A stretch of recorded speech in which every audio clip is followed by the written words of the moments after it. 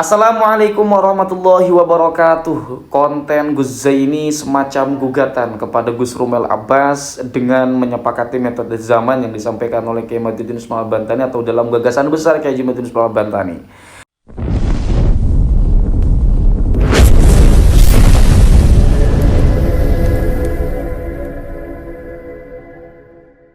Mungkin Ki Haji Imaduddin juga akan turun tensinya, tidak lagi bicara masalah nasab.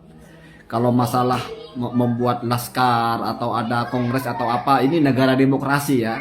Semua orang boleh membuat organisasi atau apa, itu nggak ada masalah. Ketika misalnya itu sudah sesuai dengan prosedur hukum di negara hukum, ya nggak ada persoalan ya. Tidak ada pelanggaran perdana atau pidana ya, perdata dan sebagainya, berarti sah-sah saja. Karena saya lihat Kiai Haji Imaduddin ini ketika tulisannya atau narasinya dibantah oleh Gus Rumel, ini malah semakin hidup saja ya. Maka saya jadi ingat mungkin seperti api, kalau kayunya itu tidak ada kan apinya mati juga pada akhirnya. Dan kayunya itu adalah lawannya dari api itu sendiri, yaitu yang dibakar. Jadi entah mana yang api, mana yang kayu, kalau dua-duanya ini semakin terus ada, maka akan terus ada. Maka saran saya mungkin Gus Rumel mestinya sudah tidak perlu posting-posting apa lagi, tidak perlu nanggap-nanggapi apa lagi, ya cukuplah mungkin selesaikan penelitiannya atau bagaimana ya. Itu fokus kepada proyeknya, tapi itu hanya menurut saya. Dan bisa jadi banyak juga kalangan habaib itu yang bukan merasa terbantu atau bukan merasa diuntungkan dengan adanya YouTuber atau dengan adanya penelitian Gus Rumel itu. Kenapa? Karena belum ada kejelasan. Sekarang logikanya begini. Misalnya Gus Rumel pada akhirnya itu tidak berhasil membantah Kiai Haji Imaduddin, ini malah merugikan pihak Habib. Walaupun ya memang Gus Rumel bukan sedang menjadi delegasi Habib atau sedang bekerja sama dengan para Habib untuk penelitian, enggak. Secara dohir kan beliau mengatakan itu independen, beliau mau buat buku. Cuma logikanya begini. Ketika Kiai Haji Imaduddin itu sudah melemparkan satu syarat untuk dianggap sah, yaitu adanya kitab sezaman, itu kan satu harga namanya, satu deal ya. Gus Rumel sepakat. Artinya Gus Rumel di bagian ini sepakat dan itu dinarasikan dengan tegas. Lalu Gus Rumel itu mencari kitabnya ke berbagai negara. Sekarang bayangkan, kalau ternyata apa yang ditemukan oleh Gus Rumel itu tidak sesuai dengan yang ditanyakan, atau malah tidak menjawab, kita minta manuskrip kitab yang ditulis di zaman yang sama, tapi malah misalnya isnad yang ditulis belakangan, walaupun informasinya itu menyebut Ubaidillah bin Ahmad, tapi yang nulis sudah sanad yang keberapa. Ini nanti malah terbangun bahwa itulah nasab Alawi, sudah dicari ke seluruh dunia malah nggak ketemu. Justru memperkuat penelitian Kiai Haji Imaduddin. Jadi bisa jadi begitu. Maka ini pertaruhannya Gus Rumel itu ya berat sebetulnya ya. Tetapi kalau beliau berpikir ini kan penelitian ilmiah itu ya tidak perlu berpihak kepada manapun, tetapi menyampaikan data secara jujur ya. Kalau ada ya ada, kalau nggak ada ya nggak ada, itu bagus. Cuma ya itu tadi ya, ini kan berarti seolah-olah sedang mempertaruhkan Ba'alawi malahan. Bisa jadi Ba'alawi itu menjadi benar-benar seperti gaharu, Kiai Haji Imaduddin membakarnya lalu wangi karena ketemu kitabnya. Bisa jadi malah arang karena kitabnya nggak ketemu.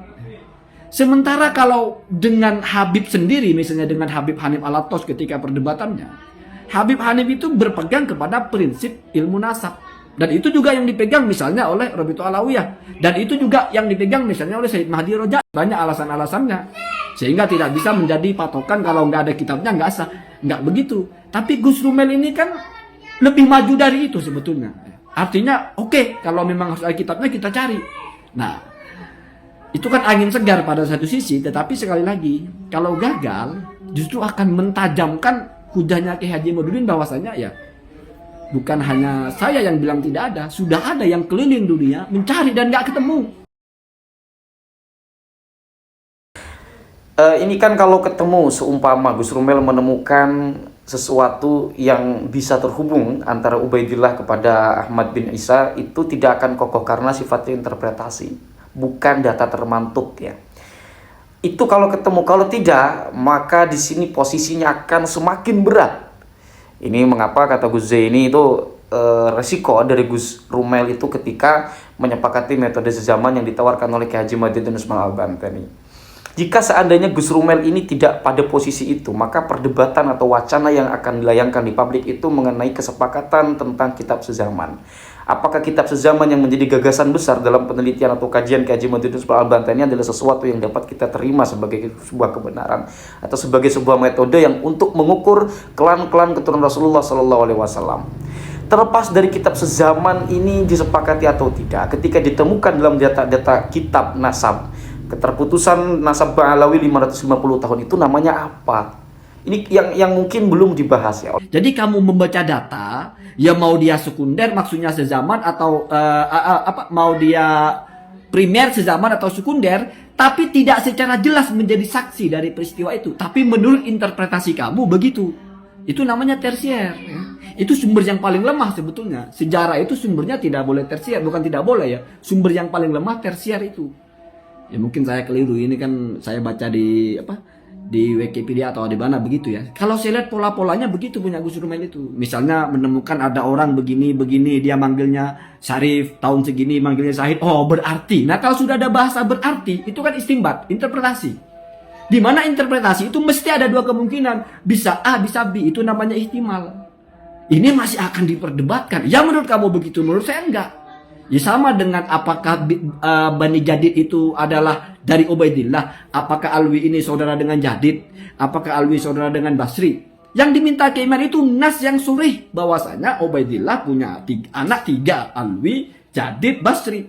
Kalau hanya misalnya menyebut nama satu orang, terus dia tinggal di tempat yang seperti ini, terus disebut oleh ini sebagai Ba'alawi, ini juga disebut Ba'alawi, oh berarti bersaudara. Itu bahasa berarti bersaudara, itu interpretasi. Jadi memang itu agak berat sebetulnya, tetapi ya memang harus dijawab karena sudah deal dengan harga awal, yaitu mau menjawab kitab sezaman, bahkan sepakat memang harus ada kitab sezaman. Kira-kira itulah yang disampaikan oleh Gus Zaini ya. Sebetulnya kalau kita balik lagi kepada tentang bagaimana teori ilmu nasab yang baku, tentang bagaimana cara mengisbat nasab atau pengisbatan nasab itu ada beberapa jalan atau turuk ya. Turuk itu jamak dari thariqah. Jadi dari turuk-turuk itu ada yang memang dijamil ajyal, jilun, yaitu adalah estafet dari satu generasi ke generasi yang lain, dari satu tahun ke tahun yang lain. Itu ada ikatan estafetnya. Artinya memerlukan kitab sezaman ini ada relevansi untuk metode yang seperti ini. Tapi ini wilayahnya turuk bukan surut. Kalau surut itu mesti satu dengan yang lain harus menjadi satu kesatuan. Kalau turuk tidak. Ada kemudian yang cara menetapkannya itu surah wastifadho dengan metode syawahid, tasamu dan semacamnya itulah.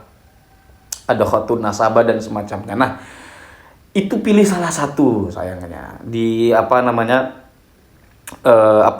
kitab-kitab nasab itu. Nah, terlepas dari kitab sezaman ini atau ada tidak, kemarin Ki Haji Imaduddin Al-Bantani telah menuturkan ibarah dari ulama atau keterangan-keterangan dari ulama dari berbagai kitab sumber yang kemudian diucapkan oleh Ki Haji Imaduddin Al-Bantani. Itu ada dua ibarah ya, walaupun yang satu ini diperdebatkan tentang abdal itu, al-abdal ini tepat atau tidak kalau diterjemahkan sebagai sebagai generasi dari tahun ke tahun. Itu problematik memang. Apapun itu, ini ada tawaran kitab sezaman, bisa untuk kemudian disepakati atau tidak sebagai sebuah metode. Dan jangan kita lupakan juga bahwa keterputusan yang ditemukan oleh Kiai Imad dari 550 tahun itu pun perlu untuk diperhitungkan ya. Kira-kira itu saja teman-teman yang dapat saya sampaikan. Silahkan teman-teman jika ada pandangan, ada gagasan, kita bisa berdiskusi, tidak perlu sambil marah-marah, kita bisa sambil enjoy untuk membicarakan itu. Apapun itu perbedaan di antara kita harus tetap saling menjaga persaudaraan di antara kita sesama sebagai saudara muslim, untuk persatuan kita dalam Islam, dalam bangsa juga negara, sama saudara setanah air. Salam cinta damai hadanallahu wa iyyakum ajma'in. Wassalamualaikum warahmatullahi wabarakatuh.